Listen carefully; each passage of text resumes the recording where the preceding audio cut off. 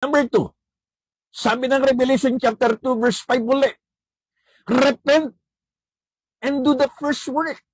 So after remembering the Romans, ito yung pangalawang hakbang. Ang sabi doon, repent from our negligence.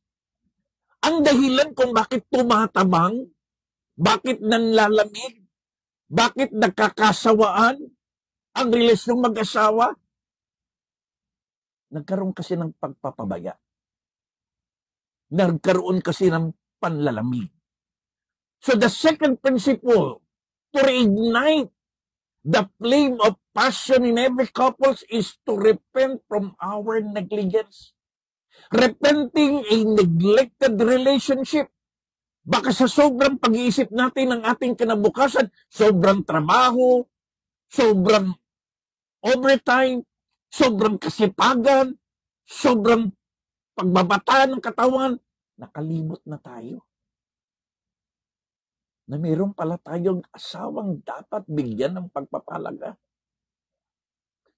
Passion fades when love is taken for granted. Nawawala yung alam, yung init, yung apoy, yung kilig at lagablab ng relasyong mag-asawa kapag nagkakaroon ng negligence. True love requires repentance. Kaya kung talagang mahal natin ang ating asawa, hihingi tayo ng tawad sa Diyos. At hihingi tayo ng tawad sa ating mga asawa na napabayaan natin siya. Masyado tayong naging abala sa ating trabaho, sa ating negosyo, sa ating pangarap, sa ating mga barkada at kaibigan at lahat ng ginagawa.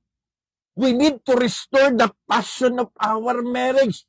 It means prioritizing each other. Muli natin bigyan ng pagpa-prioritize ang relasyon natin mag-asawa. Listening intentionally, makinig tayo sa Kanya. And expressing our love in words and in deed.